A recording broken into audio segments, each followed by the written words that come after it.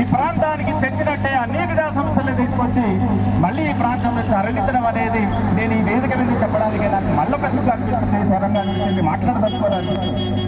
కారణం ఏంటంటే medical college అన్నావు, నర్సింగ్ కాలేజీలు అన్నావు, సమితి గురుకుల పాఠశాలలు అన్నావు, తర్వాత వెటనరీ హాస్పిటల్స్ అన్నావు, మహిళా డిగ్రీ కాలేజీలు అన్నావు, తర్వాత ఇంజనీరింగ్ కాలేజీలు అన్నావు. కానీ అవన్నీ ఉన్నాయో నాకు తెలియదు. కానీ ఈ 4 విషయంలో ఈ ప్రాంతాన్ని మార్చడానికి ఎందుకు నిర్ణయం తీసుకున్నారని వేదిక నేను పూర్తిగా ముఖ్యమంత్రి గారిని ప్రశ్నిస్తా ఉన్నాను. ఈ సందర్భంగా నేను ముఖ్యమంత్రి గారిని ఒక 3 ప్రశ్నలు వేయదలుచుకున్నా. నేరుగా ఈ సమాచారం ముఖ్యమంత్రి గారికి చేరాలని మీడియా మిత్రులను నేను కోరుతా ఉన్నా. మొదటి ప్రశ్న ఏంటంటే, నేను సచ్చే వరకు నా కట్టే కాలం ఈ ప్రాంతంలోనే ఇక్కడే నా శవాన్ని పాతి పెట్టాలని చెప్పారు ముఖ్యమంత్రి గారు. ఎప్పుడో గతంలో ఫస్ట్ ముఖ్యమంత్రి ఎమ్మెల్యేగా ఇక్కడ ఈ ప్రాంతంలో ఎన్నికైనప్పుడు నువ్వు సచ్చేది దేవుడు ఎరుగడాయన, నువ్వు అయిన తర్వాత ఈ ప్రాంతానికి ఏం చేస్తున్నావు అనేది మొదటి ప్రశ్న అడగదలుచుకున్నావు.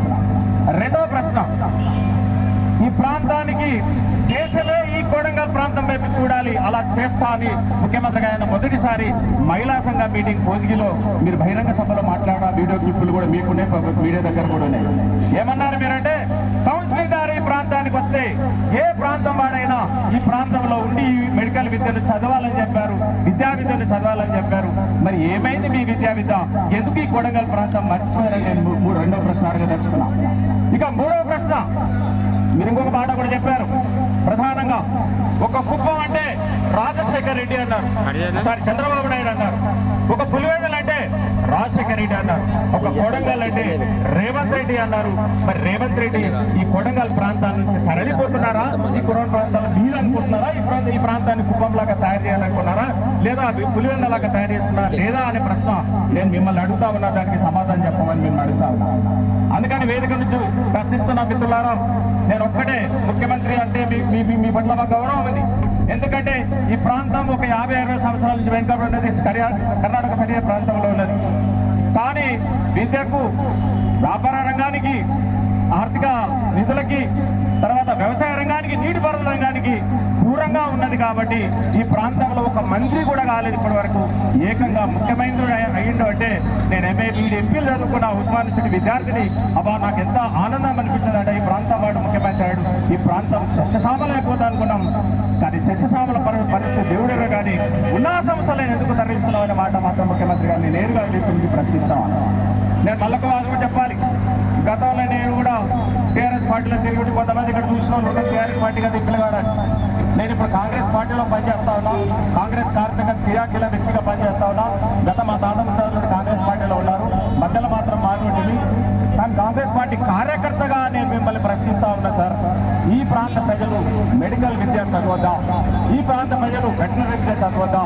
ఈ ప్రాంత ప్రజలు విద్యా విధానాన్ని దోచుకోవద్దా అని నేను అడుగుతా ఉన్నాను. సో ఇవన్నీ అడుగుతా ఉన్నప్పుడు ఎందుకు ప్రజాస్వామ్యంలో ఉన్నాం మనం, ముఖ్యమంత్రి నియోజకవర్గంలో ఉన్నాం మనం. ముఖ్యమంత్రి గారు ఏం కాపాడాలి? ప్రజాస్వామ్య హక్కులను కాపాడాలి, ప్రజల నిరసనకు విలువనివ్వాలి, ప్రజల భావ ప్రకటన స్వేచ్ఛకు పరిరక్షించాలి. అలా పరిరక్షించకుండా టెంటులు వేసేయడం ఏంది, ఎండలో కూర్చోవడం ఏంది? అది మీకే అవమానకరంగా ఉంటుందని చెప్పి వేదిక నుంచి ముఖ్యమంత్రి గారిని నేరుగా ప్రశ్నిస్తా ఉన్నాం. ఎందుకంటే గతంలో మీరు ప్రతిపక్ష నాయకులు ఎన్నో మాటలు చెప్పారు. అరే నిరసన చెప్పొద్దా, ఇందిరా పార్క్ దగ్గర ధర్నా చేసుకునే హక్కు లేదా అని గత ప్రభుత్వ నాయకులు మేము అడిగారు. మేము ఆ ప్రభుత్వానికి అనుకూలం కాదు, మేము ఈ ప్రభుత్వానికి అనుకూలం కాదు, మేము ప్రజల పక్షం, మేము ప్రజలుగా మిమ్మల్ని మాట్లాడుతున్నాం తప్ప నాయకులు మిమ్మల్ని మాట్లాడదలుచుకోలేదు. ఎందుకంటే మేము నాయకత్వం మాకు లేదు, మా నాయకత్వం మీకు అవసరం లేదు. మేము ప్రజలే హక్కులు కావాలి, ప్రజా సమస్యల మీద మాత్రం మాట్లాడతాం. అందుకని ఒక సందర్భంలో ఇంతకు ముందు మనం చూసినాం, ఫ్రాన్స్ విప్లవం ఏం చెప్పింది అంటే స్వేచ్ఛ, సమానత్వం, భావ ప్రకటన, సౌభాగ్యత హక్కులను నేర్పింది. అలాంటి స్ఫూర్తితోనే తెలంగాణ ఉద్యమం ఈ ప్రాంతంలో జరిగింది. తెలంగాణ ఉద్యమం అంత స్ఫూర్తితో జరిగినప్పుడు అందులో సకల జనుల సమ్మె ప్రధానమైన అంశం. ప్రతి ఒక్కరు, విద్యావంతులు, ఉద్యోగులు, విద్యార్థులు, మహిళలు, కర్షకులు, కార్మికులు అందరూ పాల్గొన్నారు. ఆ ఉద్యమం ఎంత సక్సెస్ అయిందో 45 రోజుల్లో, ఈ ఉద్యమం కొడంగల్లో కూడా ఈ విద్యా సంస్థలు పరిరక్షించే విధంగా ఆ ఉద్యమం రావాలని మేము మనస్ఫూర్తిగా కోరుతున్నా. అలా రావడానికి మనందరి సహాయ సహకారం, నా వంతు సహకారం కూడా మీ అందరికీ అందిస్తాను మనస్ఫూర్తిగా వేదిక ముందు మీకు హామీ ఇస్తా ఉన్నా. ఎందుకంటే ప్రతి ఇంట్లో ఉన్న ఉన్నటువంటి మహిళ ఈ కొడంగల్ ప్రాంతాల్లో 8 మండలాలు అనుకుంటా అన్ని ప్రాంతాలకు సంబంధించిన ప్రజలు ఈ ప్రాంతానికి రావాలి, ఈ నిరసన కార్యక్రమంలో భాగస్వాములు కావాలి. కానీ కొడంగల్ ప్రజల మధ్య కొడంగల్ ప్రజలకే ఇట్లాంటి తగాదాలు వివాదాలు పెట్టొద్దు అని చెప్పి నేను ప్రభుత్వాన్ని ప్రశ్నిస్తా ఉన్నా. అలా పెట్టకుండా అన్ని ప్రాంతాలను సమానమైన న్యాయంలో సమానమైన స్థాయిలో అభివృద్ధి చేస్తే ఇలాంటి విప్లవాలు, ఇలాంటి నిరసనలు, ఇలాంటి ఉద్యమాలు రావు అనే విషయం ముఖ్యమంత్రి గారికి తెలుసు. అది గుర్తు చేసుకోవాలని మనస్ఫూర్తిగా నేను వాళ్ళని పరిశీలించుకోమని నేను గతంలో కోరుతా ఉన్నా. తర్వాత ఇక్కడ కనీసం టెంట్ వేసుకోవడానికి కూడా మన సబ్ ఇన్స్పెక్టర్ గారికి వచ్చిన నష్టం ఏదో నాకు అర్థం కాలేదు. ఎందుకంటే వారు ప్రజల హక్కులను పరిరక్షించడానికి ఉన్నారా, లేకపోతే అధికారులు చెప్పిన మాటలను నమ్మి వారికి రక్షించడానికి ఉన్నారా అని నేను వేదిక మీద అడుగుతా ఉన్నాను నేరుగా. ఎందుకంటే ప్రజల పక్షాన పాలకులు ఉండాలి, ప్రజల పక్షాన అధికారులు ఉండాలి, ప్రజల పక్షాన ప్రతి బాధ్యత కలిగిన వ్యక్తి ఉండాలి. కానీ నాయకుల పక్షాన మన పోలీస్ శాఖ కూడా అనేది నాకు చాలా బాధాకరమైన అంశం. ఇంత ఎండలో వారు చూస్తలేరా, కనిపిస్తలేదా? వారు అన్ని విషయాలు ఇక్కడ ఇంటెలిజెన్స్ బ్యూరో ఉంది కదా, ముఖ్యమంత్రి గారి నియోజకవర్గం కదా, ప్రతి సమాచారం వారికి చేరుతుంది కదా. మరి వారు పరిశీలించమని మనస్ఫూర్తిగా నేను కోరుతున్నా. ముఖ్యమంత్రి గారు అంటే మా గౌరవం ఉన్నది.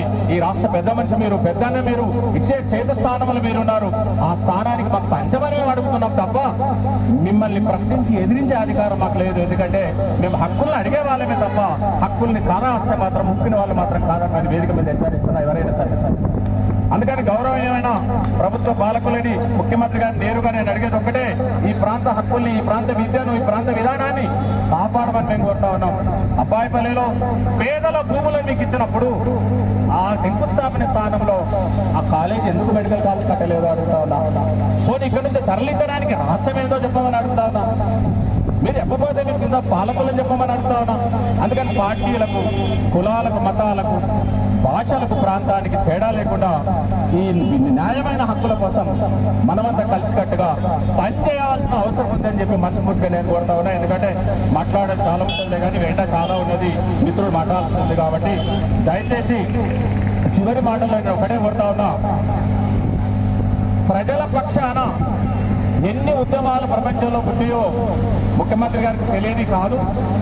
కానీ ఈ ప్రాంత ఉద్యమంలో, ఈ ప్రాంతంలో ఈ ప్రజలు ఇట్లా కష్టపడి ఉద్యమాలు ఇంత ఎండలో చేస్తున్నారంటే వారు ఇప్పటికైనా మంచి హృదయంతో ఆలోచించి పోలీస్ వారికి ఆదేశాలు ఇచ్చి రేపు జరగకుండా ఉద్యమానికి ఒక టెంట్ వేసుకునే అవకాశం ఇవ్వమని, ఒక మంచినీళ్ళు తాగే అవకాశం ఇవ్వమని, మమ్మల్ని శాంతియుతంగా దీక్ష చేసుకునే అవకాశం ఇవ్వమని, ప్రజాస్వామ్యంలో ఎవరు ఏ అంశం మీదనైనా ప్రజలకు వ్యతిరేకమైన అంశం, ప్రజలకు ఏ పాల్పడైనా ఎవరైనా వ్యతిరేకం చేస్తే ఆ అంశాన్ని నిలదీసే హక్కు ప్రజలకు ఉంటుంది అనే విషయం ముఖ్యమంత్రి గారు తెలియదు కాదు, మరి మిగతా అధికారులకు తెలియదు కాదు.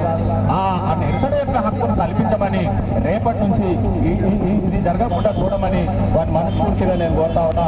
మీరు ముఖ్యమంత్రి అయినందుకు మాకు చాలా సంతోషం ఉంది. ఎందుకంటే ఈ ప్రాంతంలో మంత్రి కాలేరు, కానీ ముఖ్యమంత్రి మీరు అయినప్పుడు ఈ ప్రాంతాన్ని అభివృద్ధి చేయడానికి ఎన్నో అవకాశాలు మీకున్నాయి. అన్ని శాఖలు, అన్ని అధికారులు, అంతమంది వ్యక్తులు మీ చేతుల్లో ఉన్నప్పుడు ఈ ప్రాంతాన్ని ఎందుకు మీరు అభివృద్ధి చేస్తున్నారు? అభివృద్ధికి మేము వ్యతిరేకం కాదు, మళ్ళీ చెప్తున్నాం. వేరే అభివృద్ధి జరుగుతుంది, మేము దాన్ని ఒప్పుకుంటాం.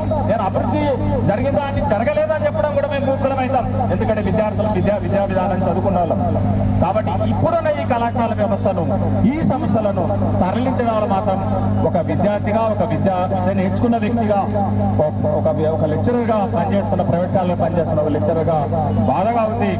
ఇది మార్చుకొని వెంటనే ఈ బేషరతుగా మళ్ళీ ఎక్కడైతే ఈ సంస్థలు ప్రారంభించారో అక్కడే ఆ సంస్థలు ప్రారంభించమని మిమ్మల్ని చాలా గౌరవంగా, వినయపూర్వకంగా మిమ్మల్ని మనస్ఫూర్తిగా కోరుతా ఉన్నాం. రాబోతున్న కాలంలో మళ్ళీ ఇది చేయకపోతే మాత్రం ప్రతి గ్రామం నుండి ఒక జేఏసీ తెలంగాణ ఉద్యోగంలో సకల జన సమ్మె ఎలా జరిగిందో అలాంటి సమ్మె జరగబోతుంది అనే విషయాన్ని స్పష్టంగా మీరు గుర్తించాలి. ఎందుకంటే మీ దగ్గర అన్ని రాష్ట్ర సంస్థలు ఉంటాయి, వారి ద్వారా ఎంక్వైరీ మీరు చేసి ఉంటారు, ఇప్పటికే మీకు చేరుంటుంది సమాచారం. అయినా సరే మీ పట్ల మాకు నమ్మకం ఉంది, గౌరవం ఉంది. ఆ గౌరవాన్ని నిలుపుకోవాలని ఈ ప్రాంతం నుంచి మరొకసారి మిమ్మల్ని మనస్ఫూర్తిగా కోరుతూ నాకు అవకాశం ఇచ్చినందుకు ఈ ఎండకు భరించలేకపోతున్నా కాబట్టి ధన్యవాదాలు చెప్తూ సెలవు తీసుకున్నాను. Thank you so much. జై తెలంగాణ.